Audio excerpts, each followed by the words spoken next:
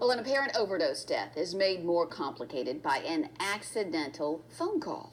Tonight, a Murfreesboro family says evidence on a so-called butt dial phone call is being ignored. And as Fox 17 News' Dennis Ferrier shows us, they feel that they are being robbed of justice. Chase Randall was handsome and he had a personality to match. I was always jealous at how many friends he had. He was outgoing, just a beautiful soul. He had 2 children, both under 5. He was engaged. At 28, had a good job as a commercial cement mixer driver. But that ended instantly.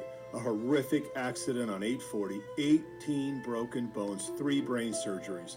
Months of recovery finally brought him home, but he was changed forever.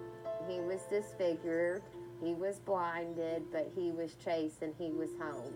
A man who made a living in construction struggled with his blindness and his broken body. His career was over, depression seeped in, and so did drugs.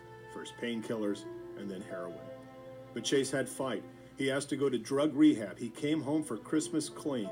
He was getting a seeing eye dog and enrolled in community college. He started to see a future through the fog of 20% vision. That's when one of his kids' grandparents called. Larry Thompson and Michelle Moser asked to come over and visit the grandbaby. It was December 28th, and they had Christmas presents. Everyone was visiting downstairs. That's when Larry Thompson and Chase Randall went upstairs. He's upstairs with Chase, alone, maximum 20 minutes, comes downstairs, says we've got to go. Time passes. Someone goes up to check on Chase. He found him unconscious, not breathing, completely lifeless in our bathroom. So we called 911 immediately. We probably stayed out on the front porch for more than 2 hours waiting to hear whether or not he was alive, but we knew he was dead. Chase Randall died of a fentanyl overdose 4 times the lethal limit. He was blind. He never left the house. The family believes the only thing that could have happened was that Larry Thompson gave him drugs.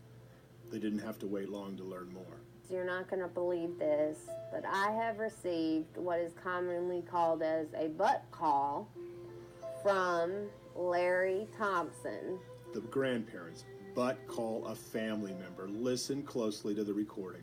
What are you going to say they call? Huh? Huh?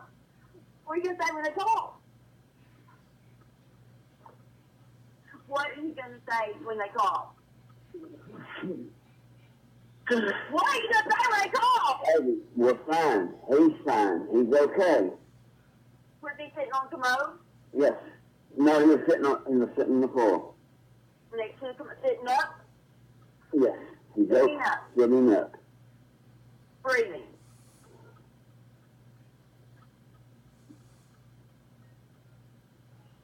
I feel like you're lying to me. Please don't lie to me.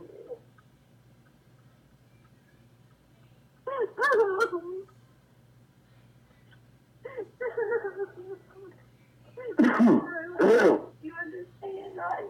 What, darling? This will ruin us. You understand, right? Right? Yep. The family turned over the phone call to Murfreesboro police. After all, a new law in Tennessee says if a person dies of fentanyl, you can charge the supplier of the drug with up to second-degree murder. I told the police sergeant that this was a slam dunk I felt. Even though you can see the official cause of death is fentanyl overdose, Murfreesboro police closed the case, and the grandparents were never even interviewed.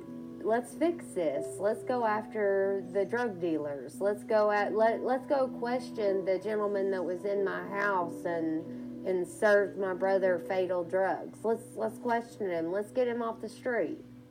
A big update to this case. While the family insists they were told the case was closed, Murfreesboro police tell us the case remains open and they are still attempting to interview Larry Thompson.